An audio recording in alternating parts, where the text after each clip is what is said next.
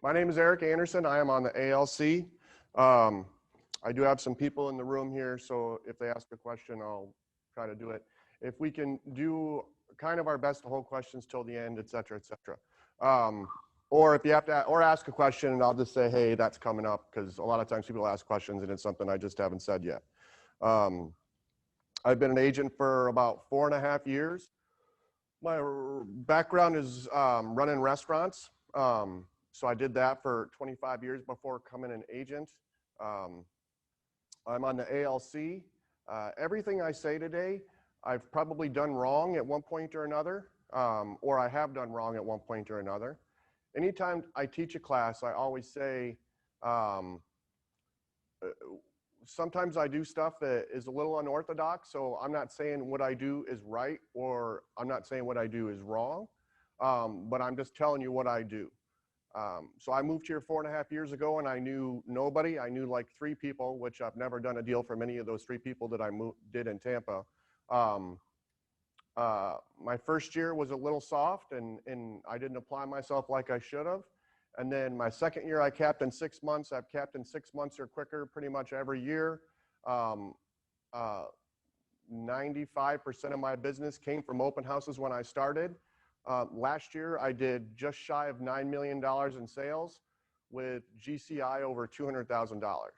And most of it came from open houses, or because I did open houses before, I got referrals for later. So there we go. So open house. The first page of my notes are gone, so I'm gonna have to do this from memory. So open house. The object of the open house is not to sell the house. That would be great if you did sell the house, but I've probably done 300 open houses, I've never sold one. Or I put one under contract and death in the family, it ended up falling apart. I did one other open house but my clients actually came to it and I sold that one. But other than that, I've never sold an open house, all right? The object of the open house is simply to get leads, to fill your pipeline. You're gonna find buyers. You're gonna find more buyers than sellers, but you're gonna pick up some sellers out of it too. My open house process starts on usually Monday or Tuesday. Monday or Tuesday, what I'm doing is I'm looking for the house. So there's 2 things that are super important about open houses. And the first one is finding the house. You're gonna invest, however long it takes to make your flyers, however long it takes to put out your signs, to do the marketing before, and then you're gonna do, at least a 2-hour open house. I very rarely do that. Normally I do a 3-hour open house, and then taking your signs down. So you're gonna have 6 hours invested in an open house. If you're gonna spend 6 hours in an open house and you pick the wrong house, that is 6 hours that you just wasted. You're gonna sit there and you're gonna read a book and you're gonna play solitaire on your phone. Again, everything I tell you I've done wrong because I've done the wrong house. So let's talk about what is the right house. The right house is something that's been on the market less than 2 weeks, ideally. Now I've done houses that have been there longer and been successful doing it, but in general, you want something that's fresh. You want an area where you're going to get traffic. I tend to do West Chase a lot just because it's very popular. I know if you do Seminole Heights, you're going to do very well. Again, I do West Chase just because that's where I live. I try to get my signs out there as often as possible to get more marketing out of it. Finding the open house. I see all the time people post on Facebook, the old passive aggressive, hey, does anybody have an open house I can do, right? Or I'll see agents post on there, hey, I've got an open house if anybody wants to do it. So when agents do that, all agents in our market center are good and they want to help you, okay? But again, like if an agent posts an open house and it's been there 6 months, half of your traffic's going to come from realtor.com and the other half's going to come from signs if you pick the right house, right? If you pick the wrong house, you're not going to have any traffic. So if you just post on there, does anybody have an open house that I can do? Again, I call that the old passive aggressive. You need to find the house you want, right? So something that photographs well. something that's in a good traffic area, something that's not so far off the beaten path. It takes, you know, a bunch of turns and stuff to get to. I'm typically not going to go up in the middle of nowhere, Land O'Lakes, and do one. I will do gated communities, and that's going to depend sometimes on how easy it is to get through the gate, right? So you got the gates where, like, Water Chase is a pain in the butt to get through, right? But the Greens in West Chase, they let anybody with a pulse through there, all right? So I will do ones with the gated community. I don't like to do the ones with the gates with the keypad. So I'm sitting there working on a lead, talking to somebody, and my phone rings, and I get a text, hold on, I gotta take this, hold on, I gotta take this, right? It doesn't make it very easy to work leads if you're constantly having to text some person, hey, oh yeah, this is the code, here's the code, and you're telling them what the code is, right? Now, everything else being perfect, I'll do one that's in one of those, or I'll do one that's a little bit older. I'm telling you, like, what the perfect house is. Something that photographs well. That's the house you want to be in. Secondly is your price point. What price point do you want to be in? So right now, everybody knows the house that's in a nice neighborhood that's going for $250. How many offers is that? How many offers is that going to get? It's going to get a bazillion, okay? If you're working with buyers that are looking at houses in the 200s, what kind of competition do those buyers have? A ton of competition, right? So would you rather sell a $400,000 house, or would you rather sell a $200,000 house? So I, of course, always pick the price point I want to be in. I'm not going to do an open house on a $200,000 house because I'm going to find $200,000 buyers. I'd much rather work with $400,000 buyers because I find the checks are bigger. So, so look at your price point, look at your neighborhood, look where you want to be. If you don't get anything out of this class at all except for picking the right house, it's the biggest difference on whether you're going to be successful in your open house or not. So how do I find those houses? I go on MLS, I search. I prefer to do vacant houses just because it's easier. You don't have as many people. You don't have to deal with the sellers getting out. You don't have to deal with that. You know, you show up early. I showed up early one time. Lily's like, oh, we're not ready yet. We're not ready yet. Didn't let me in the house till like 10 minutes after. I prefer not to do my own listings. I find it's easier to pick up clients when it's not a home that I am representing, okay? Any brokerage. So for the first 2 years, I did open houses, and everything I closed and all the deals I did, not one of those deals came from a Keller Williams open house. Not one deal. It came from a RE/MAX. It came from I've done every brokerage out there. I've done an open house for, right? So people, you'll say, hey, that's weird. So there's a RE/MAX sign up front, and then there's an open house sign that says Keller Williams. People don't even notice that. Half the time, people will come in and say, do you have any other houses? And I'll say, well, this one's not even mine, and no, I personally don't have any listings around here, but what are you looking for? So people won't have any idea. So how do you get those? You just simply call that agent. You send them an email, you send them a text, you say, hey, I live in this area, I know this area, whatever it is. I've done open houses for all kinds of different brokerages. I have my own signs. You know, I always wear a suit and tie. I dress professionally, et cetera, et cetera. And some agents are just flat going to tell you no. They're going to say, no, you can't do my open house. There are other agents that are more than willing and smile and are just happy you're doing an open house for them. Again, if you're asking another agent, it's easier if that house is vacant, especially with the COVID we have now. It's tough to get an occupied house from a different brokerage right now, but it can still be done. So identify the house, make sure it's the right house. Any brokerage can do. So once you've got the house, let's say the agent says yes. So I've got a lot of relationships with agents outside of our office that all I've got to do is call and say, can I do your open house? And they say yes, right? So let's say you found the house, the agents agreed to let you do it. The first thing you tell them is, will you please put that in MLS for me? So you can't put that open house in MLS. The listing agent has to put the house in MLS, all right? And you say, yes, I'm doing Saturday 1 to 4, all right? So hopefully this process you're doing here of finding the house and putting it in MLS, hopefully it's happening no later than Wednesday or maybe Thursday if you're doing the weekend. And the reason that is MLS pulls into Zillow.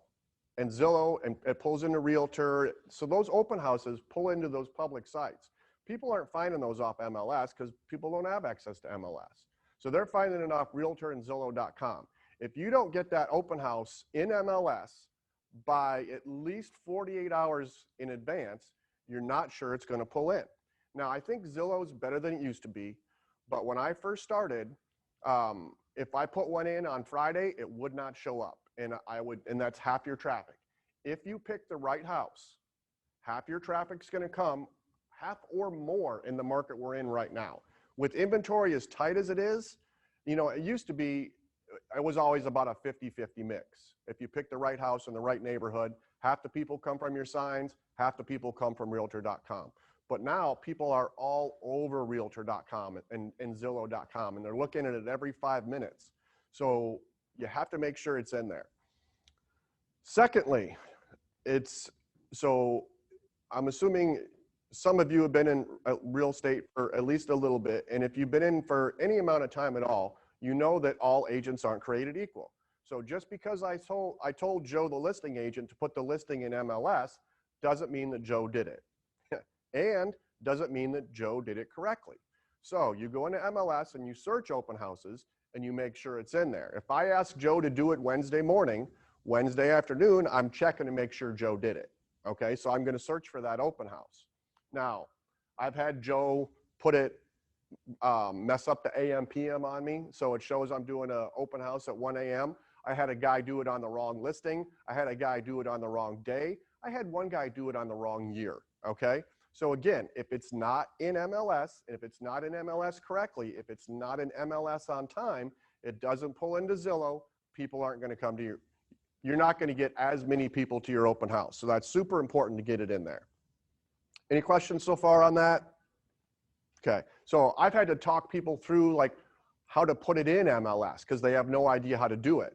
And these are agents that have been around for a while. It's surprising what you'll find, and not everybody has the same training as Keller Williams. So make sure it's an MLS. Super easy. I can put so Brian here just asked if it was easy to put it in MLS. It's super easy. I can put an open house into MLS in under 2 minutes. So it's just knowing where to click and put it in. All right. Again, like I've had people like, and then so let's say I ask them Wednesday morning, Wednesday afternoon, it's not in there, right? Now this person has just let you do an open house, so I'm not going to call and scream at them on the phone, but the way I'll word it is, hey Joe, I was checking the MLS for the open house and I didn't see it in there. If we want to get as much traffic for your listing as possible, you know, we need to get it in there ASAP so it'll pull into Zillow or pull into Realtor.com. So again, you want to kind of nudge them along, or again, like, right, 6 hours of your time. I always figure an open house is 6 hours of my time. So you pick the right house, you've got it in MLS, so you know it's pulling in, so you know it's going to pull into Zillow. Marketing wise, what am I doing for marketing wise? There's your own personal Facebook, your own business Facebook. You know, some people will, I mean, you can put it into KW, the KW sites. Some people advocate putting it onto Craigslist. I don't do that, just kind of like the price point and the neighborhood I sit in. I think you're just going to get a lot of boo-boos if you put it in Craigslist. Now, I'm sure other people will tell you they do something different. I typically don't do that, right? But anything you can get for free for marketing is what I do to put it in MLS. All right. So this is, if I'm doing a $400,000 house, this is my open house uniform right here. I don't know if you can see. I wear nice pants. I do have comfortable shoes on today, but I wear nice shoes. If I'm doing a higher price point, like maybe if I'm in the sixes, I'll pop on a tie. I'll do the white shirt and tie type of thing. Oh, I forgot my name tag. God dang it. All right, so, and I also put a name tag right here, which I forgot both days with you guys. So I'll also put a name tag on there. So this is my open house uniform. Door knocking. So this, in my opinion, when I first started, I did a lot of door knocking. And when I say a lot, I would go, if I had an open house Sunday, I would go on Saturday and I would door knock 60, 80, 100 houses. I would go door knock. And what do I say? I bring a flyer with me about the open house, and I might say, people knock on the door, and I might say, hey, you know, I'm having an open house down the street tomorrow, just so, you know, in case you saw a bunch of cars, you know what it was. Or, hey, if you want to, you know, or if they've got a personality, I might say, hey, want to come peek at your neighbor's house? I'll say something like that, just, you know, just to kind of try to start a conversation at the door. And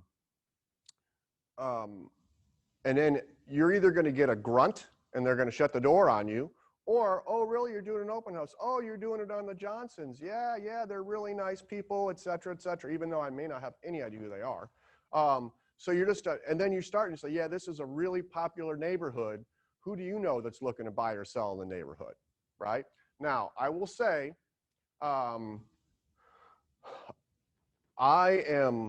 maybe I'm not a good door knocker, but I didn't have very good success at it when I started, so I kind of don't do it anymore.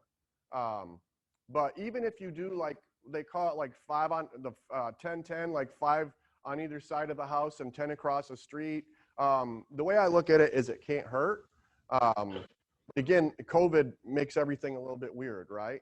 But I typically don't door knock. I don't door knock my neighborhood just because my neighborhood is kind of frowned upon. I live with a bunch of snotty people. But my neighborhood's frowned upon, but I remember one that I did that was pretty good, and I met a guy there who still hasn't listed his house, but eventually, if he does, he's probably going to use me, I think. Who knows? But I'll do that. So I'll typically do that the day before if I'm going to do it, or even the morning of. If I'm going to do it at 1 o'clock, maybe I go out at 10 for like an hour and door knock. All right. So the day of the open house. I'm going to get there early. look, all the stuff I did wrong. So 2 people in the room shadowed me this last weekend, and half of what I'm saying right now I did wrong. But so I'm always, well, we had a showing, so I couldn't really show up on time. The other time I was early. So I'm going to show up early because people are going to show up early. The open house I did Saturday, there were people waiting for me when I showed up. But again, I showed up like 7 minutes too, which is bad. If it's super, super hot outside and the home is vacant, I will put up my signs wearing shorts, and I'll change when I get to the house, just because I don't want to run around in the heat like this putting up signs. You get to you're sweating for the first half hour you're there. The signs. These are the signs I use. I get these signs at Image 360. It is on Dale Mabry, south of Linebaugh. It used to be called Signs. Now it's Image 360. It's on if you're driving south, it's on the left-hand side. If you call them and you say, I want the KW signs, the KW deal, these are $10 a piece. The only thing is, so this comes with like so this has a nice sturdy base on it. My wife bought me these bases, and we pay extra for them over the internet someplace. It just makes putting your signs out super easy, but they'll give you bases with it, and it's 10 for $10. I have 20 signs at any given time. I may not use all 20, but I'm gonna put that many out, or as many as I possibly can put out. If you're driving down Linebaugh and you're going 45, 50 miles an hour, and all of a sudden you're just drive by a corner and you say, oh, hey, there's an open house sign, right? So typically what I do is I might put 3 coming from either direction. I'll walk down 100 yards and I'll put a sign, and then I'll stop at 50 yards and I'll put a sign, and I'll put one right at the corner, okay? Make it so they can't possibly get lost going to your open house. So every turn there's a sign, every turn there's a sign. So A, they can't get lost. B, if you continue to do the same neighborhood over and over and over again, those neighbors are going to see your, it's just like anything. It's a marketing TRP. The more often they see you, the more often they're going to remember your name. I was putting up my signs 2 weekends ago, and a lady stopped me as she was walking her dog as I was putting my signs up, and I had a nice old conversation. Oh, I recognize your name. I know you. I've never met this lady before in my life, right? But she's seen my signs a bunch of times. And she's also got a $600,000 house in West Park Village that she's thinking of selling. And because she's seen my signs, she got a nice handwritten letter from me. Anyway, so as many signs as you possibly can. I will look and see what other open houses are in the neighborhood or local, and I'll put up signs leaving from those open houses. So maybe I've got a house that's, 3 weeks old because that's all I could find. And my wife said I had to work. So she made me go do an open house even though it wasn't a good house. I'll look and see where the other open houses are at. And anybody that's leaving that open house, I make sure there's a sign there directing them to my open house. So anybody that leaves that one, or maybe is going to that one, that's more people you can pick up. Close to where I live, there are some pretty nice apartment complexes right in West Park Village. So when I'm over there in the West Park Village area, I make sure anybody leaving those apartments, and these apartments they're $2,000 apartments. So anybody leaving those apartments, I make sure that they can't get out of the neighborhood without seeing my sign. Even if it really is not a direct, people come off the street and can easily find my open house, but I want people leaving those apartments, and I pull a ton of people out of those apartments because they don't like living there because there's a bunch of traffic and it's expensive. So I'll put signs there, making sure they see those signs. So signs as much as you can. You can put them out early. I typically don't put them out too early because you end up getting a phone call like, hey, where's your open house? And it's like 11 o'clock in the morning. And I say, well, it doesn't start till 1 o'clock, right? So I typically put them out just before I go. But other people will tell you different and say, put them out early. So there you go. Do what you want to do. Obviously, you want to put one right in front of the house. But I only put that out as I'm starting. Some people will tell you to put balloons on them. And so I used to punch a little hole in the corner of these signs and put balloons on them. It's just, I don't know if it helps that much, and it's a lot of work. So I don't do the balloons anymore, but it certainly can't. If I had like a really great open house, I might do the balloons, but probably not. But again, it's something I've done in the past. So the signs are out. I show up. I get to the house. You're turning on every light. You're opening up every blind. If it's one of the 5 or 6 days a year where it's nice in Tampa, and you can leave the doors open, maybe you leave the doors open to the pool or something like that. Check if it's a vacant house. So in choosing your house here, so I don't have my notes again, so I got to regress. So in choosing your house, if you don't know that neighborhood very well and you don't know what you're getting into, it's always best to check out the house first. I did a house once in the middle of July, and I showed up at that house, and I hadn't checked it out in advance, and I got there and there was no power. And that was a very hot and uncomfortable day for me. I've walked into houses before that looked really great in the pictures, and I went, oh my God, I can't believe I'm doing an open house in this piece of whatever it was, right? So again, so as people walk in the door, even though there's a picture of a woman on a listing sign out front, okay? People are largely ignorant about the real estate world. And when they walk into that house, I would say at least 50% of the people that walk into that house, even if it's not your own listing, they think it's your listing. They don't know. They think you're the agent. They think you're representing the house, okay? And so if you're doing a house that maybe doesn't show very well, maybe it's kind of run down, maybe it's kind of dumpy looking, people are going to associate you with that house. And that's not a house you really want to be associated with. So try to see the house if you can see the house. Again, like if I'm in West Chase, I pretty much know what I'm getting myself into. But, when I started, I didn't. And I did all kinds of different areas. And all those things I just said, that has happened to me. So I turned on all the lights. Make sure there's toilet paper. I've got a bag where I keep toilet paper with me, not necessarily for yourself, but at one point or another, somebody's going to have a little kid and they're going to say, can we use the bathroom? Make sure the toilet's flush. I had one where the water was turned off. That was a fun one.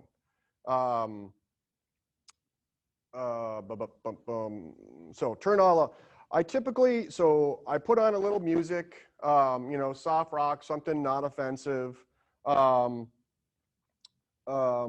bring bottled water when it's in the middle of summertime. I don't do cookies. I never did. Well, I did cookies like my first or second one, and I quit doing that. I took a class 4 years ago from another guy in this office that used to teach it. And he said, he goes, is anybody ever going to use you as a realtor or buy your house because you've got cookies there, right? And so nobody wants cookies now anyway because of COVID. So I typically don't do any snacks or anything like that. I will put some bottled water in the fridge. I put a sign on the front door that says, please come in, right? So it's a little plastic sign, and I tape it on the front door. You're not going to answer the doorbell all the time.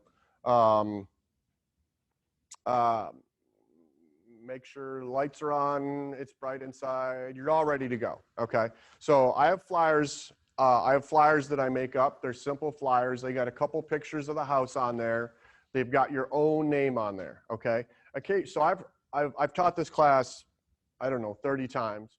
And occasionally I'll run into an agent and they'll say, yeah, I did an open house for so-and-so, but they made me use all their signs and their marketing materials. And I'm like, okay, don't do that. So like some agents want you to use flyers with their name on it. Well, what's the point of you doing an open house if you're advertising for them? You're trying to get the clients, right? So you're gonna make your own flyers. I personally don't know how to make the flyers. My wife makes them out of, I guess, I don't know where she makes them. I guess Command maybe, I don't know. But maybe, I don't know if she's still on there, but she'll probably put it in the chat where she makes them. But she makes the flyers, and if you get stuck making a flyer, email me and I'll help you make a flyer. So you might put something, so I attach the MLS to it, I put some pictures, I keep it pretty simple. And then again, so if I'm doing a really good open house, I might make 25 sets of flyers up, right? Depending on how many people you think you're gonna have through. And you'll get the hang of that as you're going. So I'll have 25 flyers. I got a little thing I put them in. I got my business cards, I put them in.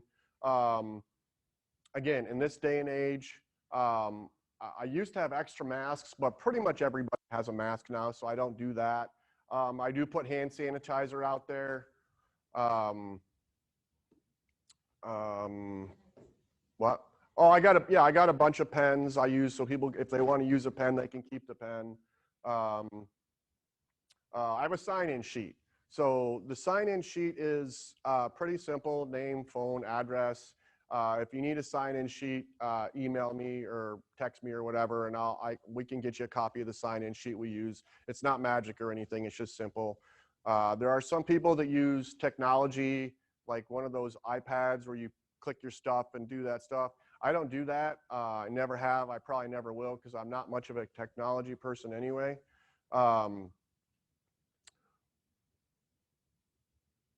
I think that's it. So you're ready to go. You're dressed. Everything looks good. You're just waiting for people to come in. So the people come in, and I'm going to grab a prop or something here. This is my flyer. We'll pretend, okay? So people come in. I try to catch them at the door, right? So the people walk in, and it used to be I walk up, shake their hand. Obviously, you can't do that anymore. So people walk in. I try to meet them at the door. I'll hand them a flyer and say, my name's Eric, and hopefully they give me their name, right? So when you shook hands, I found it a whole lot easier to get people's names, and now people don't shake hands anymore. So some people will tell you their name, and some people won't anyway. So I try to get their name right off the get-go, right? So when you walk in, so they walk in, I try to tell them one or two things about the house maybe they can't see, which is not, hey, this is the kitchen. They know that. You might say the pool is saltwater. The roof is 2 years old. The AC is brand new. Something, something, something. Okay. So you're gonna tell them something, one or two things about the house. If it is the middle of summer and there's water, you might say, hey, there's water in the fridge if you'd like. You're gonna hand them the sheet. You hand them your flyer and say, hey, here's the information on the home. Have a look around if you have any questions. So depending on the property you're in at that point, I try to direct traffic, right? So the house I was in this last weekend wasn't really conducive to doing that, but a lot of times when you walk into a typical split Florida plan, the master's on your right-hand side, or the master's somewhere, right? So people walk in, and I give them my little speech, and I hand them the flyer, and I might say, hey, the master bedroom's right over here, or this is the master over here, or something like that. When you say that to a person, what do? They do this, and they walk where you just pointed them, and they walk into the 99% of the time, they just walk where you pointed them, okay? Why do you do that? So there's a point in the house where it's going to come, and it's going to be the ambush point for me, all right? And let's say I've got 2 people in the house, and this is just a super small thing, but let's say you got 2 people in the house, and they both go opposite directions, and all of a sudden they meet right in the middle where you're trying to get a lead out of them, right? So if you direct them, you might have a chance of both of them. If you don't, and they all of a sudden converge on you, you got to pick one or the other, right? So I don't follow them through the house. People don't want you to follow them through the house. I let them go. Once they've seen a certain percentage of the house, like they've seen the master bedroom, they've walked through the kitchen, they've kind of seen the outside or whatever. Once they've seen, now, do they need to see the second and third bedrooms to know if they like the house? No, they don't, okay?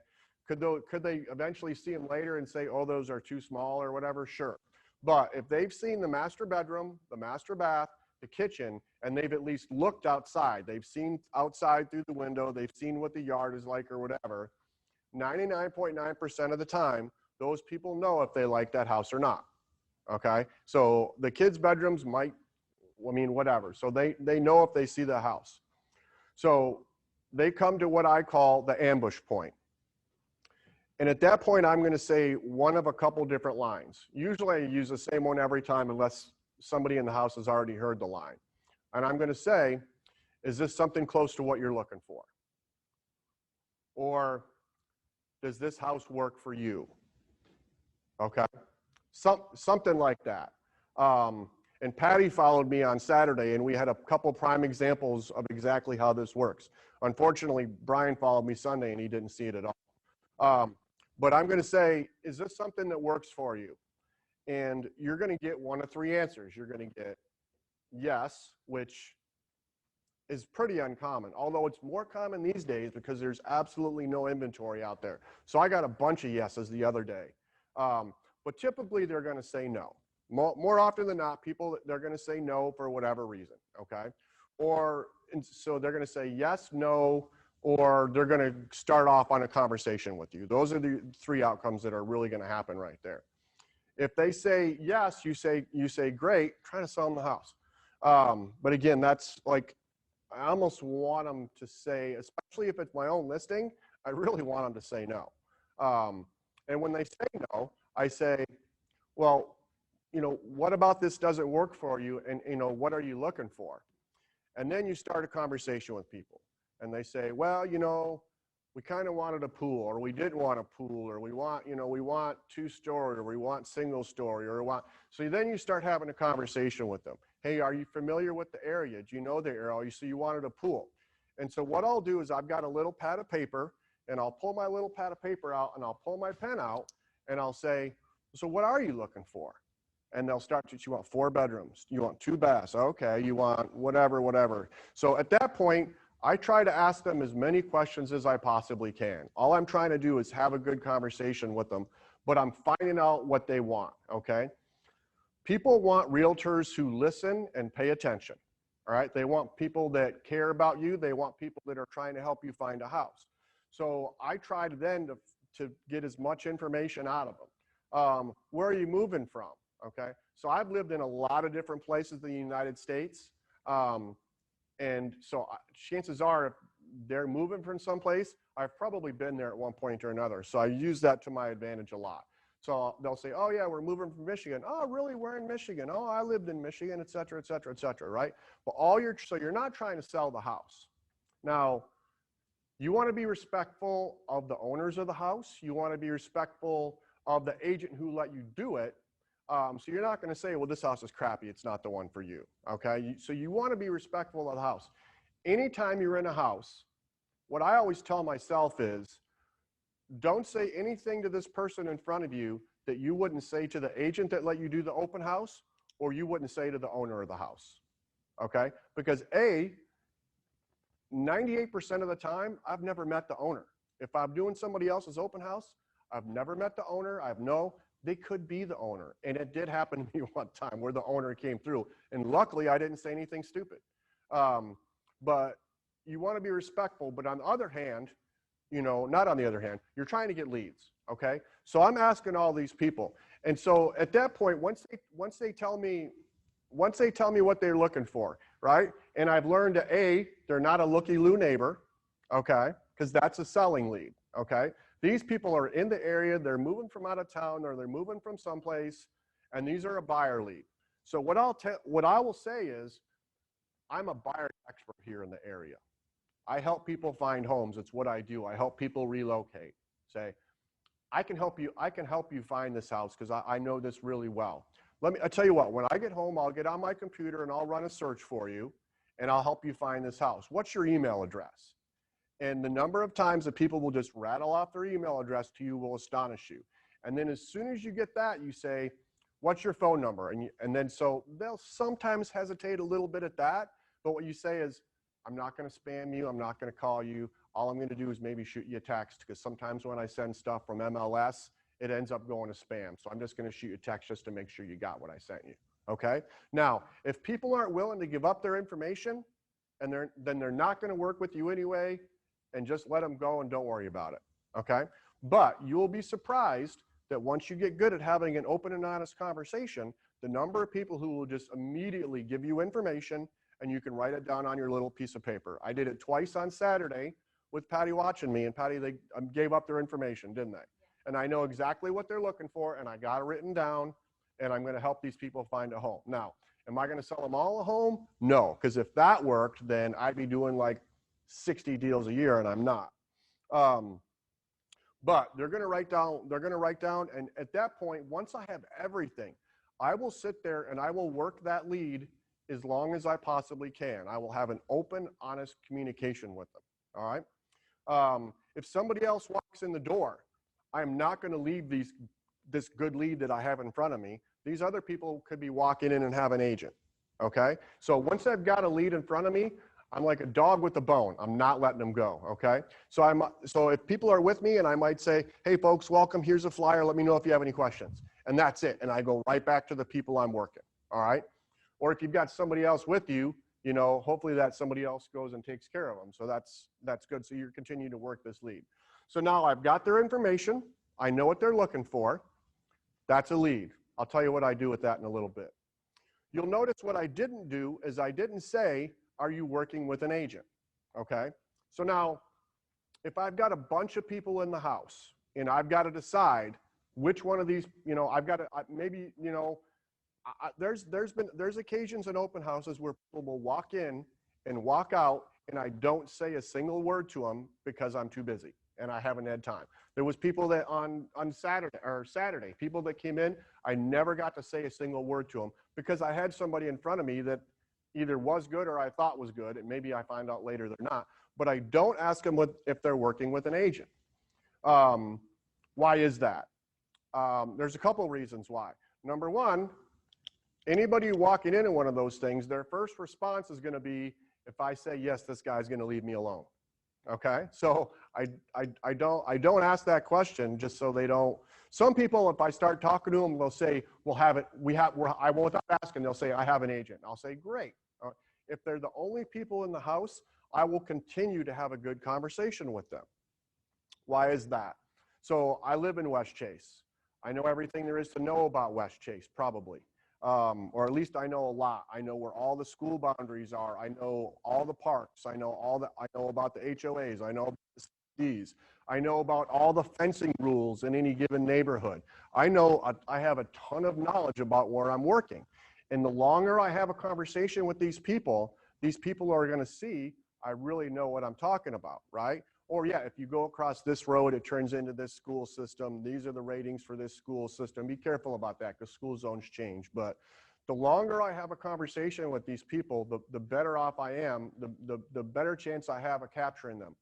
I've had people tell me they had an agent.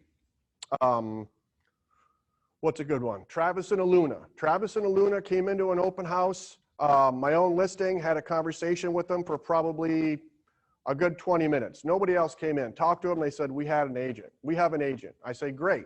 If somebody says they have an agent, I immediately stop. Well, I stop writing things down and I stop working that lead like I did before. What I will do is I'll say, great. Just say, if you've got an agent you're happy with, I don't try to steal people because ethically I don't think it's right. So I'll tell people that, all right? There are agents, and I know this happens because I've had clients that I was working with that went to an open house and told me what the agent at that open house did. And they still try to pump you and push you and pump you and push you. And my clients were irritated. We told them we had an agent and that guy still tried to steal us, okay? So if I'm working with somebody and I say, hey, I don't poach clients. I don't try to steal clients. Those people that will have more respect for you and you've got a better chance of working with them if you do that than if you try to push them and try to steal them from the agent they currently have. Now, if you sit there and have a conversation with them for 20 minutes because they're the only people in the house and they leave that house and they say, wow, that guy really knew what he was talking about, right? He knew everything about the neighborhoods. He knew everything. So what's in their mind? That guy knew more than our agent did. You know what I mean? Or this guy lives in the neighborhood. He knows it well. I had Travis and Aluna. They talked to me, had a great conversation with them. I never got their information, but I had a good conversation with them. A month later, Travis calls me and says, hey, we met you at an open house. Do you remember us? You know, and I did because I talked to him for 20 minutes. I said, yeah, I remember you, Travis. You know, what's going on? Well, you know, we've decided that, you know, our agent lives far away and it's really hard for her to show us houses here and we'd like to work with you instead. All right. I sold Travis and Aluna a $400,000 house in Sheffield. It's 400. It was a nice one. So, and I did that because I was open and honest with them and I didn't try to poach them. And I've done that a number of times and people will randomly call you if you are good at what you do and you don't try to steal people. Anyway, so I'm talking to the people who don't have an agent and I've got all their information and I know what they're looking for. Again, I'll talk to them as long as possible, right? But I've got a little piece of paper. When people walk in the door, I don't say, here's my sign-in sheet, sign in, right? Again, whether I'm doing this right or it's wrong, I'm just telling you what I do. I don't force people to sign in. I believe that you force people to sign in, it's garbage in, garbage out. Great, you've got a name and you've got an email and you've got a phone number because maybe they filled out that form. You know, if you have to press people for their information, they're probably not going to work with you. All right. Now, can you go home, put them in your computer, stick them on a drip campaign, et cetera, et cetera, et cetera? Sure. And maybe you'll get something out of it. Sure. Again, it's not what I do. I try to form personal relationships when I'm in the house and I'm trying to find people. So occasionally people will just write their information down on that piece of paper and I'll put them in my computer and I'll stick them on a drip campaign and I'll follow up with them and maybe I'll get something out of it, but I don't force people to write it. My capturing is on a little white piece of paper that I write stuff on. So that's, in general, how I capture the leads at an open house. I know what they're looking for. I know what they're doing. The open house is over and I've got some pieces of paper. Anybody have any questions right now? When you're doing the flyers, where do you get the pictures? Off of ML. Listing agent? Yeah, my wife gets them somehow. I don't know. So I think she just downloads them off MLS or Zillow or something. She just steals them from something. I mean, obviously, if it's our own listing, we have them, right? But yeah. Mm-hmm. If it's somebody else's listing, I mean, you could ask the listing agent, hey, can you send me some pictures or whatever? But Jen can show you how to make the flyer. She'll show you how to make the flyer. And the other question I have is if you're a woman going to a vacant home, it's far as safety? Yeah, so I'm not a woman, but you know, my advice to you, I mean, no, it is, and it's a super valid question, and I forget it every time I teach this class because I'm not a woman. But again, like, hopefully you're in a good neighborhood, but that doesn't always matter, right? Don't park in the driveway because you can get blocked in. Make sure somebody knows where you're at. Okay, you might want to have a, you know, a check-in system with, you know, your husband or your partner or whatever. You might want to have a check-in system so that you're checking in a certain amount of time. Again, that's, Eric, I am. two other things that we've talked about in other classes is you can take a lender with you. Lenders are often happy to go to open houses and be there with you.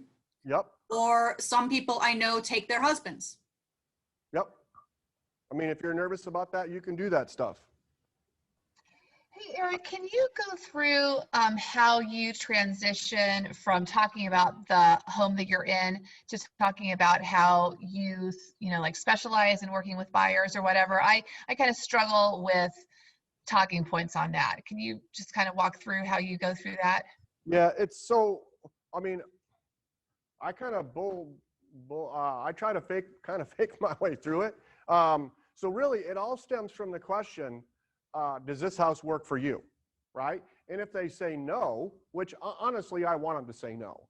Even when it's my own list, like, so this last weekend, Saturday and Sunday, I did my own listing, okay? So, and really, I know this house is going to sell whether I do an open house or not.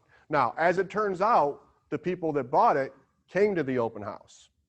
So you know the military people, they bought that house. The big guy, yeah, and Sherry, the people that were waiting for us the very first day, they're under contract on that house right now. Anyway, side story, you don't care.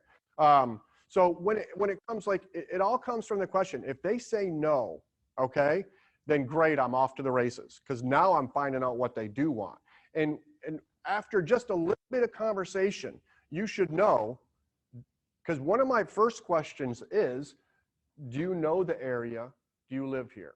Okay, so do you know the area? Do you live here? At that point, you know, hey, they're a buyer from out of town, or they live local, or local enough, or maybe they live in Safety Harbor or whatever, right?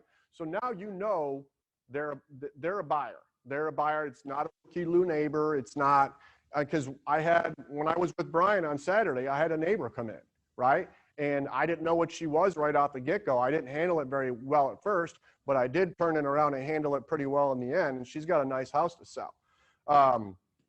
But so I will just flat out say something like, I live in this, I'm a buyer's expert in this area. I'll flat out say that. I probably said it with you, didn't I? Like, I'm a buyer's expert in the area. That's one of my specialties, is finding people moving to this area. I help them find a home, right? Now, to say that, you better know something about the area you're sitting in, because if you're not an expert, unless you're really good at faking it, they're going to find that out, right? Especially if they've done a little bit of research and they maybe know where the school lines are, or they know what communities are around me and stuff like that. But I'm going to transition right into, hey, I'm a buyer's agent. That's what I specialize in. That's what I do, right? And you use that word, specialize. That immediately clicks with people. Oh, this is what this guy does. It's his specialty. Great, because that's exactly what we need. We need somebody to help us find a house, and it's his specialty. Does that answer your question? Yes, that was great. Thank you. Yeah, so that's how I do it now. If it's a looky-loo neighbor, then I'm not saying that, right? Because that looky-loo neighbor, what are they there for? They're there because they want to know what their own house is worth. Or maybe there's some old people that are, no, I shouldn't even say old people. There are some people that are just bored and like to do that stuff, right? But there's no such thing as a bad person walking into your house. It's always something, right? Well, the only bad person is the agent that walks in. That's useless. All they do is jam you up. So if it's a buyer, if it's a seller, and I know they live in the neighborhood, that's a different conversation.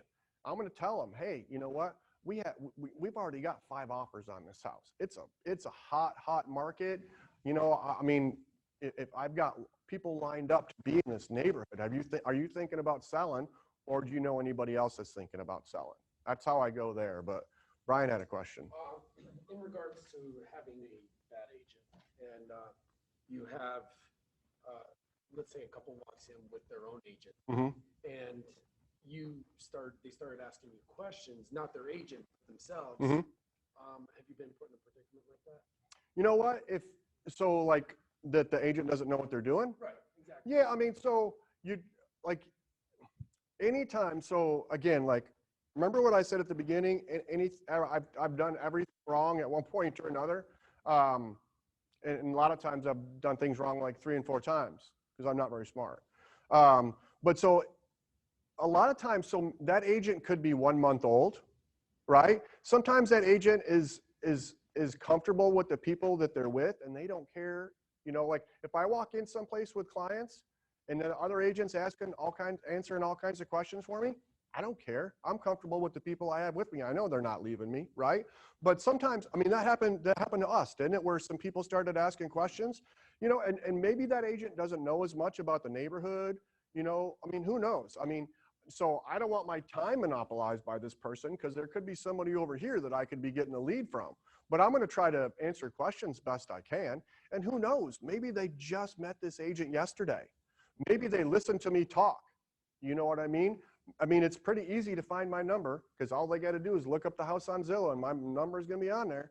So it's easy for them to find me. So I'm going to try to answer questions best I can, right? Now that could be their father showing them houses and I'm not getting that deal no matter what, right?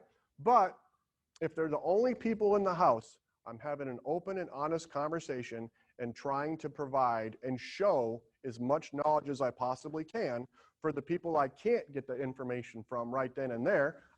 You never know, they might call you later. I've had it happen I mean, obviously you don't want to bank on that in open houses, okay? But it can happen. And it's happened to me a number of times. So. Another question. Let's say you're showing an open house for another agent, and you did your research, but there's a couple questions that come up that you don't know about. Now, is it your responsibility to get that answer and get back to the client, or does the real estate, the listing agent have to go and respond? So if you're doing you're doing an open house for somebody else, and somebody comes in and asks you questions, okay? So the one thing you don't want to do is try to bullcrap your way through it if you don't know the answer, because they'll snip that one real quick. But if they don't, so if let's say if they have an agent, and I don't want to, and they say, oh yeah, we have an agent we're working with, it's our best friend, and they ask me a bunch of questions I don't know the answer to, I might just say, have your agent reach out to the listing agent, because that's going to be the most accurate source of information, right? Without saying, hey, listen, I don't want to do the work. I don't want to help you because I'm not going to get anything out of it. But I'll say the listing agent is really going to have the most accurate answer on that, right? But if it's somebody without an agent, I'll say, I don't know the answer to that question, but I'll find out. And that's another way to, now you've got another opportunity to call them, because they asked a question, you can get them an answer, right? So does that answer your question? Yeah. So we've got the leads. We've got our little pieces of paper. We've done our best job. Another question. So when you're working with people, and let's say that somebody says, oh yeah, we can definitely do that. You know, is there any way that, you know, we're only in town for like 2 more days or something like that. Is there any way that you can show us a house or two, right? Because is there any way we can go out tomorrow and look at such and such a house? Now, the KW way to do that is you don't put anybody in their car until they're pre-approved, right? You don't waste your time. You don't drive around and do that. And that's the right, correct, politically correct answer. But honestly, if I've got nothing going on the next day and they ask me to see a house, I'll probably pop out and show them that house, because it's either that or I'll be watching Law and Order or playing with the cats. So, I mean, I might as well go show them that house. So I'm in a very advantageous position that we don't have any kids. I don't have any responsibilities. I don't have a wife at home that says you're always working. I have a wife at home that says, why aren't you working more? So I can just pop out now. Other people, kids, responsibilities. Maybe you've got another job. It's not like you have the time that I have. And it's tougher, and you got to pick and choose. You know what I mean? If you're going to pop out and show these people houses, because they might not have any business looking at a house. They're not pre-approved. They can't afford it, et cetera, et cetera. You'll have to make that decision for yourself. I'll tell you one thing. If you want to beat to the chase and you're at an open house and you've got a client who's looking at something and they're asking you about different things, or maybe it's the next day when they call you or whatever, all right? And you say, are you pre-approved? Now, to me, and I know there are people that do it, to me, that's one of the dumbest sentences that there is, okay? Are you pre-approved, right? So what does that tell that customer? Hey, you know what? Unless you're pre-approved, you're not worth my time. I'm not gonna work with you, okay? Now, you have to find out if they're pre-approved because you don't wanna waste your time. So how do you do it? What you don't say is, are you pre-approved, okay? What you do say is you come from contribution, and you say, do you have a lender helping you? All right? Because I've got a great guy. So instead of saying, are you pre-approved, which in my opinion is a total negative connotation of asking somebody, am I wasting my time? You come from a position of value and say, do you have a lender helping you? Because I've got a couple, and you guys all have lenders, I'm sure. And if you don't have lenders, get your lenders in line so that, I mean, my lender, I know I can call on a Saturday at 7 o'clock at night and he'll pick up the phone. He's got me people pre-approved. Well, he was on vacation in Chicago. I remember he came back from a hotel in Disneyland and popped to his room to get me pre-approved. And I'm always respectful of his time. And I always say, Rich, you don't have to do that. And he'll, no, I'll get it for you. I'll get it for you, right? So anyway, that's a tangent. I have a lot of tangents. So if you come from a contribution and say, is somebody helping you? It's so much more powerful because you're offering assistance. And at the same time, you're finding out if you're wasting your time, right? So is there somebody helping you? Okay, any questions so far? All right, so we've been through the open house. We picked up our leads. In general, I never rush out of the house. I always try to stay a little bit late. Somebody's gonna pop in. One of the best clients I ever got was, I was literally walking to my car with my everything. I had locked up the house and a car pulls up and this guy, guy and a lady and their daughter, older daughter, pop out and say, is the open house over? I was like, oh, I wanna go home. I was like, no, would you like to see the house? Sure. So I go back in and I show him the house. It's this guy moving from Germany who was just looking for a place to stay while he visits his daughter, and he wanted to try to keep it under $1 million. So that I was like, oh, okay, yeah, we can do that. I ended up selling that guy a $400,000 house because I stayed after. So superstition bugaboo, except when like, I don't know, maybe there's a football game on and I really want to get home, like yesterday. So yeah, yesterday I left right on time. Actually, I didn't because the owner showed up. I ended up talking to them for 20 minutes after you left. So yeah, I'll always stay a little bit later. Always be just like when you're showing a house, super careful that you leave the house in the exact same condition you found it, right? If the blinds were shut, you shut the blinds, you turn off the lights, or you leave the lights on. Make sure I check the doors are locked. I check all the doors like twice because I got a phobia that I'm going to leave a door unlocked or something. Always leave the house exactly like you found it.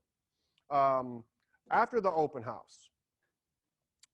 Any questions? So the open house is done. Okay. So after the open house, I've got a little slip of paper and it's got, what does it have on it? We'll use a real life example here because I haven't done my work for this yet.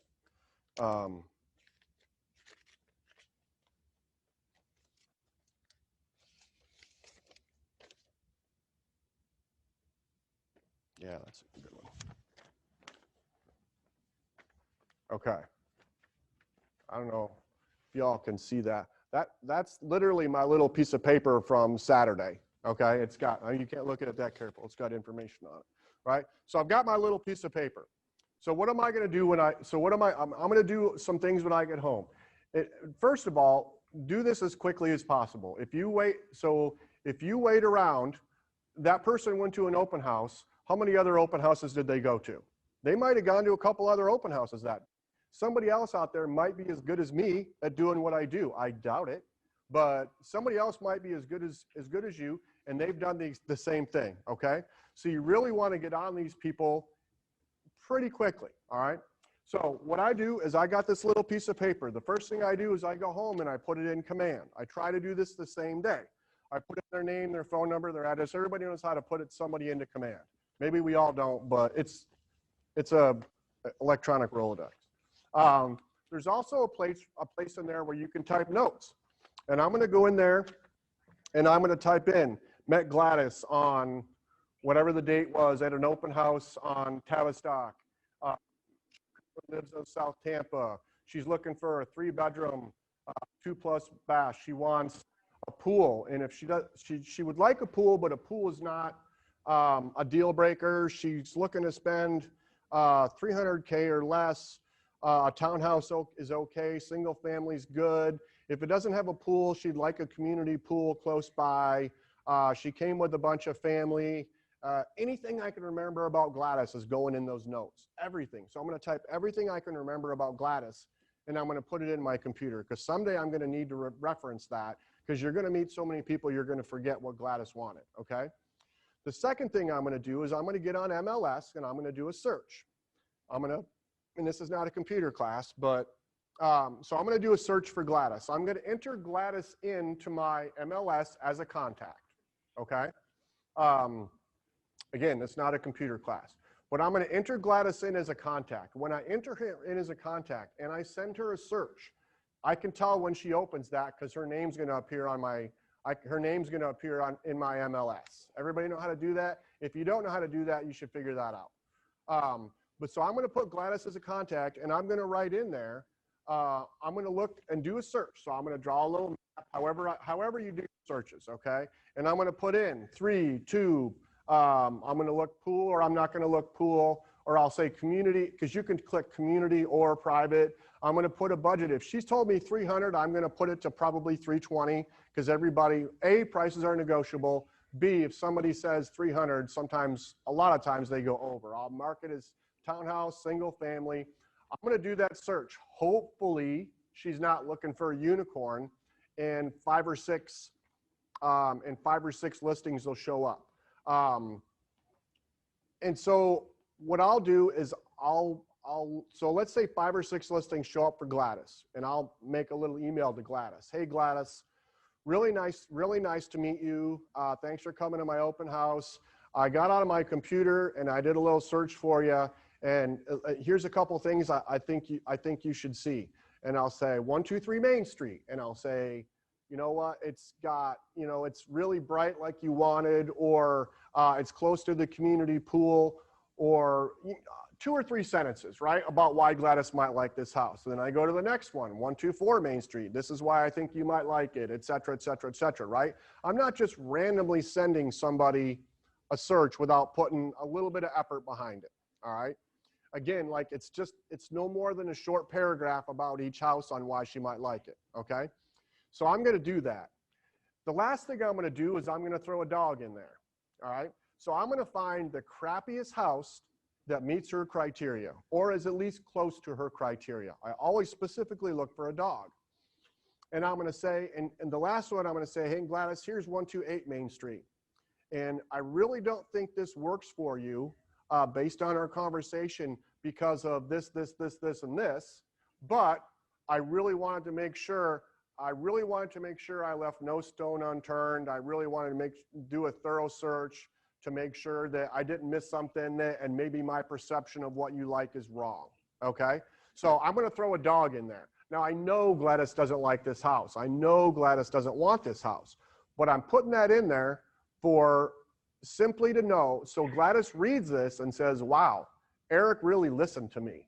He really paid attention to what I want, because I hate this house, and he agrees that I hate this house. Eric's a really good agent, okay? So I put the dog in there on purpose, just to try to give him one last little other thing to show like value. Hey, I listen.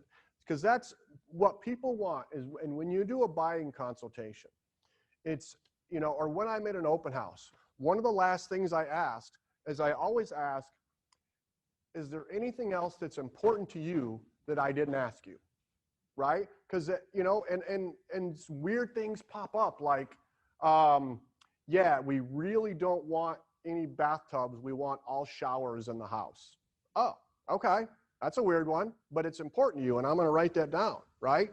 Or we really want, you know, we really want it fenced, or we really want, you know, to make sure there's a kiddie fence. We really want it close to schools. There's always going to be something that's important to them. Everybody's got something that's important to them, right? So always ask them that question.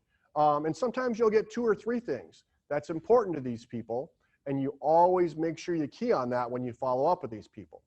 So I'm going to send Gladys this search from MLS, and I'm going to follow up with a phone call or a text or however she likes to be communicated with, because when I talk to Gladys, I'm going to ask her, how do you like to be communicated with, right? Do you like email? Do you like text? Do you like voice? And I always try to communicate with the clients how they want to be communicated with. You know, some people like the Facebook Messenger. I hate that thing, but whatever, right? Some people like that. Always try to communicate how they want to be communicated with. So I get Gladys, I followed up with a phone call. Do any of those work for you? You know, and then at that point, if I can get her out to go look at a house with me, I know she's not going to buy that house 99% of the time, right?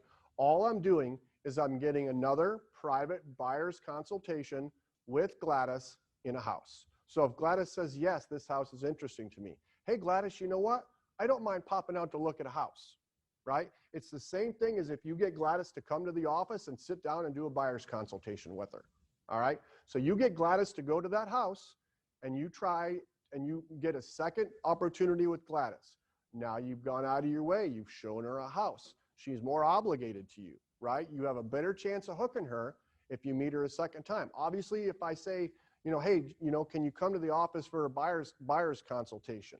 It depends on where you've met that lead as to how good that works for you. And I found when you're doing open houses, it doesn't typically work very well for me.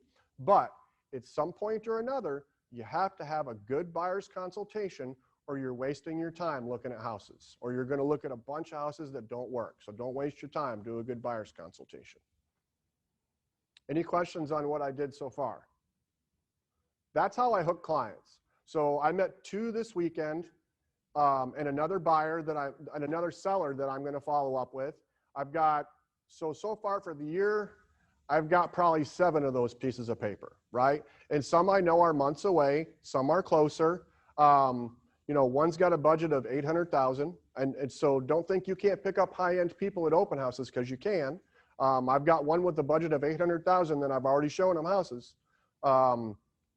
So, and again, like the more people, the more little pieces of paper you get, you put them in your pipeline, you follow up with them, you stay in touch, and that's how I pick up leads. Any questions so far? Excellent. Okay. I'm going to say a couple more things and then we'll leave. So when I started, I did all the Ignites and I took all the Ignite classes. And they tell you to do certain things, right? And so I still do teach Ignite occasionally. But there's like they call it the 10-10-4 or yeah, right, the 10-4, right? So look at 10 vacant houses a week, or not 10 vacant, look at 10 houses a week, okay? If you don't know how to use an electronic lockbox, learn, and if you have time, just randomly go look at houses, all right? So when I started as a realtor, I religiously did that, and I went and looked at houses. Now, I always try to look at vacant ones, so I felt bad like making people get out just because I'm a looky-loo and trying to learn, right? So I always go look at vacant houses. The first summer I did open houses, I had a lady walk into my open house. One of the first things she said to me was, I hate KW agents. She said this to me, this woman did. It was a woman with her daughter who is, you know, in her 20s, and a little kid. baby or whatever, right? One of the first things, now, normally if there was anybody else in the house, obviously I'd have gone a different direction and tried to work somebody else. But I had a conversation with lady and she said, oh yeah, we saw, and she said, oh, we saw this house over here at an open, like, oh yeah, I know that one, it's on Stockbridge. And I remember Stockbridge. She said, yeah, so that's the one with the big mirrors and all that stuff. She backs up to a lake, it's got a nice lot. Yeah. And then she was talking about a different neighborhood. And I said, oh, I know that neighborhood. I said, the bedrooms are really big in that neighborhood and it's got this, and I don't remember the exact conversation, but so we went through 3 or 4 different listings or 3 or 4 different things. And she looked at me and she goes, you really know your stuff. And I said, yeah, I said, I live in this neighborhood. I pride myself on having local knowledge. And so I had a good conversation with her. So, and the only reason I was able to have that conversation was because I did the 10-4, right? And I did what they told me to in the classes at Ignite when I started. And I went and looked at houses. So this lady, her name's Lori, who told me on her first meeting that she hated KW agents. I sold her a condo, and then I sold her another condo, and then I sold her the daughter that was with her a single family house. Then I sold one of the condos that she originally bought from me. Then she bought another condo with me. Then I sold her other daughter a single family home. Then they gave me a guy named Jordan and I sold him a single family home. Then they introduced me to Samantha, who I sold a townhouse to. And that's because I did the 10-4 and I looked at vacant houses. All right.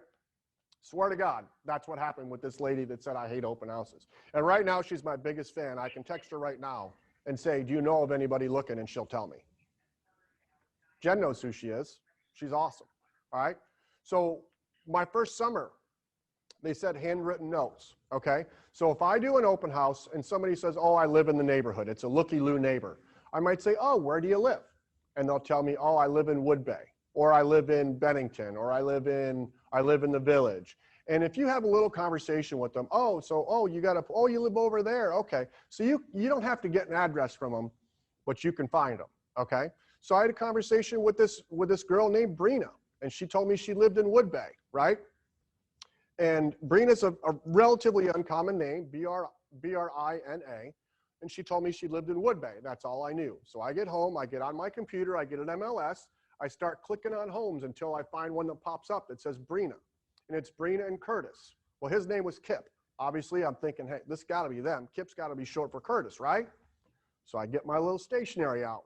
Hey, Brina, thank you so much for coming to my open house. It was a pleasure to meet you. If I can ever help you with any of your real estate needs, please don't hesitate to reach out, because I never did get their information.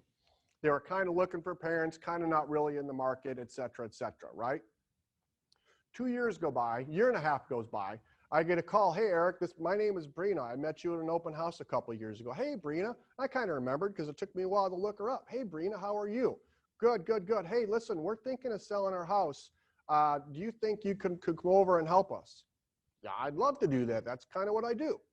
So I go over to Brina and Kip's house. We're sitting around a kitchen table. We have a good old conversation. I am not a listing presentation guru. Nobody's ever going to let me teach a listing presentation class, okay? Typically, if I have a listing presentation, I already have it before I walked in the door, because if I'm going up a bunch of competition, I'm probably going to lose. Anyway, because I'm just not good at it. Anyway, so I had a good conversation with them. They said, Eric, will you list our house? Yup, great. Oh, and by the way, we're buying new construction up in Land O'Lakes. Do you think you can help us with that too? Golly gee whiz, I'd love to, right? So I'm leaving the house, and Brina says to me, she said, and I'll never forget this. She said, Eric, she says, cards on the table, we called you because you sent us a handwritten note. Swear to God, she said that. And I was like, well, that's awesome. So meanwhile, I sold her house for $465,000.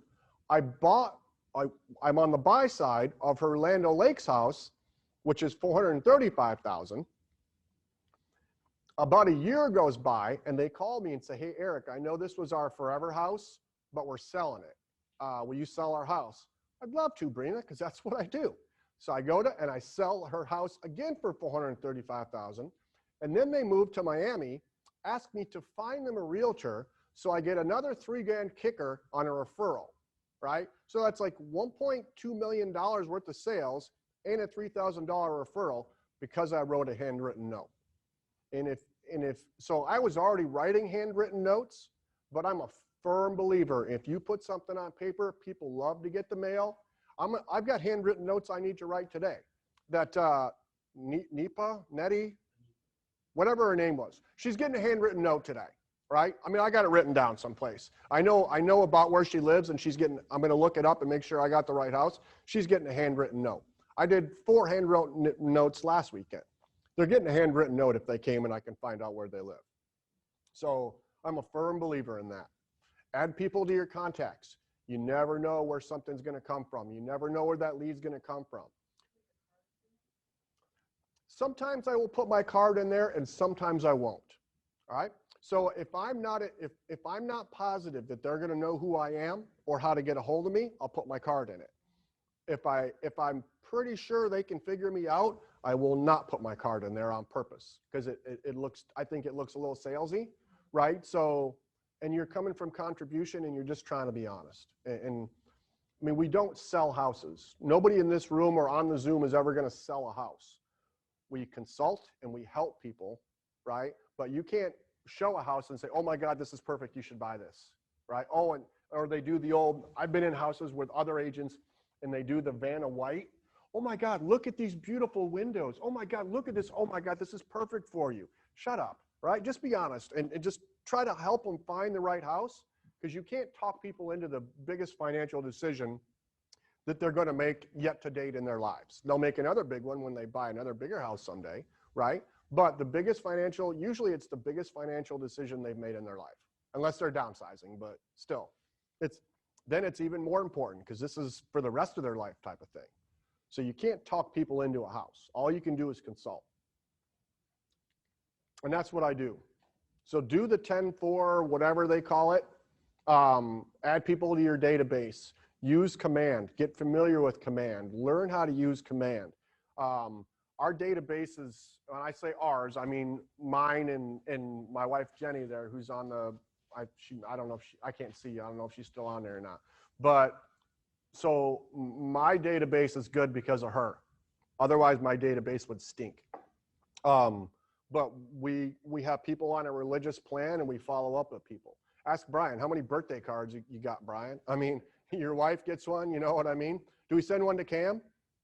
Yeah, see, there you go. We send one to his kid too, right? So, I mean, religiously stay in contact with people. So I met Brian because he bought my last house. He bought the house we lived in. And his agent maybe wasn't the best, but I kept in contact with Brian. So now Brian's an agent. So he'll be better than me in I give it like 6 months. So, yeah. Does anybody else, so a lot of that part wasn't about just general advice. The other thing is if you're new, and I suspect most people on this call are new, get your resources in line now before you need them, right? What does that mean? Find your title person. Have a conversation with the lender. Make them take you out to coffee. They love that, all right? Go sit down with the title agent and they can tell you what their life is like and you can learn from them. If you're, even though you can't use a transaction coordinator till maybe your 3rd transaction or whatever it is, or 4th transaction now, but when the time comes, don't be scrambling for them. Like have your transaction coordinator figured out if you're gonna do that, or have your photographer figured out. I had all that stuff figured out when I started. I called my transaction coordinator and said, hey, Bill, I've told you're the best. Will you be my transaction coordinator? He said, sure. What do you got for me? I said, nothing. I haven't sold a house yet. But when I do, I'm going to call you, okay? And he goes, oh, okay. And it took me a while, but I called him. So, but I met my photographer before I ever had a listing. I said, you're going to be my photographer. He said, Judson says, great. What do you got for me? Nothing. But when I do, I'm calling you. So start those relationships before you need them, Anybody have any questions, comments, concerns, anything you want to say? I like teaching this class because it reminds me all the things that I'm doing wrong, and I need to get back to basics and do what I'm supposed to do. I do have a question. Has this class been on since noon or 1 p.m. today? Noon, I think. Okay. Were you guys able to log in at noon? On the Yeah. Zoom I had a trouble logging in. I tried it right after Ignite for like 10 minutes. I was trying. It was Same. saying that it was like rescheduled for 01st, 22nd. So I called Michelle. She said, keep trying. And I did it like 5 times and I finally got in. Yeah, there was a That little. was my only question. I Yeah. thought I kind of tuned in late. That's why I was asking. Yeah, so we really started about 12:10, and I'll tell you, it's not my fault because I don't have anything to do with the technology. I couldn't turn on a computer most days if my life depended on it. This wasn't to blame anybody. That was just because. Yeah, felt no, like I the want to light blame. came in I just want to make sure it's not. Okay. Yeah. If it was up to me, you'd all be sitting in the room, and I wouldn't even have a TV screen up there. So, Fair. Eric, it is being recorded. oh, it is being recorded. Correct. Okay, good. It's being recorded. We'll catch the first part then. on I hope video. nobody really important watches it. Remember, don't do what I say. Yeah, do what again, So, like, right or wrong, that's what I do. so I got a question. I'm not part of a team. On Wednesday and Thursdays, I call about 10 to 15 agents. At first, I tried email and I didn't have a lot of luck. I've been calling agents, introducing myself, what the office I work out of. I'm like, hey, browse the MLS. Notice you don't have an open house. I would love to hold an open house for you. What are your thoughts? And I'm just not having a lot of luck right now because either by the weekend, those houses are on a contract, Yeah. or they say like, hey, my team's gonna have first dibs. I have gotten on a couple lists, but what are other ways that I just didn't mention to get into an open house? Really what you said is pretty, so you missed, so are you just calling KW people? Yep. So I talked to my Mike Haydorn. He kind of gave me a criteria of what to look for in an open house and Yeah. kind of trying to match all that. And Well- I'm calling only KW agents. Yes. Okay, so go back and watch the entire video of this because I talked about that at the beginning. Okay. But to your point, it is nasty hard right now. It's tough. Like it's tough, because COVID, right? So that pretty much takes out your people that are living, the occupied homes, they don't want you there. B, there's just no inventory. So when something hits the market, it's going to be gone fast. It's the good ones, and you want the good ones. So I'm not going to lie, it's super hard. It's harder right now than it ever has been to find an open house. But A, that's not going to last forever. And B, you just got to keep trying, or my wife's going to yell at me if I'm not working. So I'm on the right track. It's just the time right now. And so really, so what it's done for me for doing open houses is the criteria that I gave at the beginning of the call, saying 14 days or less, or, and you watch a video, you'll see it. I've had to loosen up my criteria, right? So I did a house that was 60 some days old. Now, I did it 2 weekends ago. I don't remember, but I did it not that long ago. And that's where I pulled that $800,000 buyer out of. So you can be successful doing the houses that don't exactly meet the criteria that I gave, but just your odds are less. Okay. But still, like, my wife looks at me and she says, "You're going to work this weekend." I was like, "I really didn't want to." And she said, "Maybe I phrased that incorrectly." She goes, "You're going to work this weekend." I was like, "Oh, okay." And I did a house, right? So I did that. I did that open house. And I still was now, and I did okay, but it wasn't as good as if that house had been on the market for 5 days, right? So, but it's still like doing an open house that is not as good is still better than sitting at home watching Law and Order and playing with the cats. So absolutely noted. Let me ask you this. You asked me if I'm calling Keller Williams agents. Would I be just wasting my time a little crazy calling other agents that aren't Keller Williams agents? Nope, I do it. So, and again, you'll see this on the recording, but for the first 2.5 years I was in business, I never sold a home to a buyer that I met at a KW listing. It was always, and I'm not saying KW listings were bad. It was just dumb luck. So, and I've done them for, that's another, I got one more point to make. All right. So when somebody lets you do an open house, okay, take care of that agent. So when you're done, you send them a little email and say, thank you so much for letting me do the open house. I wanted to give you a little synopsis of what happened. We had 12 groups through. Thank you so much. I picked up 2 leads. There was 2 other people that seemed interested. I got the agent's name. Here it is if you want to follow up. So always send them a little email, okay?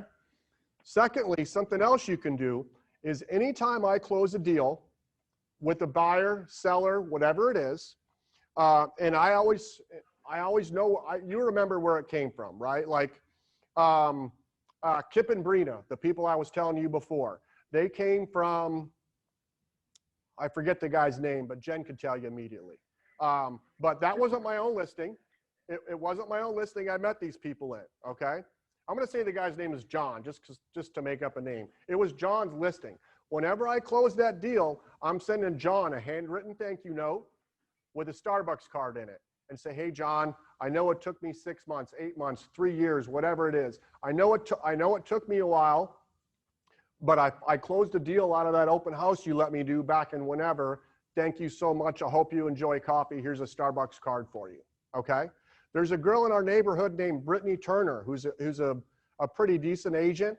I think she does more than I do, but there was a house that I've closed, I think, 4 deals out of open houses she's let me do, like out of either the same house or another house or whatever. I've closed like 4 deals. And every time I close a deal, Brittany gets a handwritten letter and it goes to her house. So the first time it was a $10 Starbucks card, then it was a $25 Starbucks card, then it was a $50 Starbucks card, okay? And anytime I ask Brittany for something, she will bend over backwards for me. I needed a gate code the other day and I know she lived in the neighborhood. I sent her a text, say, hey, Brittany, I'm going in your neighborhood, but I don't have a gate code. Will you give me a gate code? She just gave me the gate code to Treetops, which is $1 million plus houses, right? So take care of those people, because now if Brittany has a house, she will call me and say, hey, I got a house. It's good. You want to do an open house? I ran into her in the airport one time. She ran up and gave me a big hug. Hey, Eric, how are you doing? I've only met this person in person, well, twice now, because I delivered her some cookies this year at Christmas, but I've only met her once. But the moral of the story is you never know when you're going to need that agent or when you're going to be on the other side of a deal from that agent. So treat every agent like tomorrow you're going to be counting on them for something, because you need to take care of those agents. So Eric, I have a question about sometimes they come in when they already have a realtor. Can I still, they give me their email, can I put them on a neighborhood nurture, or should I just totally leave them alone? if they gave you their email, sure, put them on a drip campaign or whatever it is. Yeah. Yep. I mean, if they gave up, and if they don't want it, they'll tell you, hey, we don't want it. You know what I mean, or whatever. But I wouldn't feel bad about doing that if they just gave up their information. I mean, it's not like you're calling them every day. It's not like you're pressing them real hard, right? But a little bit of passive aggressive, I don't think that's going to hurt anybody. So, Awesome. so I had a question. These signs, so typically, so that they work a little different now. They want you to pay for these up front or something, but usually you can just do it all by email, give them a credit card number over the phone. And these are usually, if you order them Monday or Tuesday, you can usually have them for the weekend. So, yeah. Any other questions? Yeah, I have a question for you. So I had a couple open houses telling people to sign in.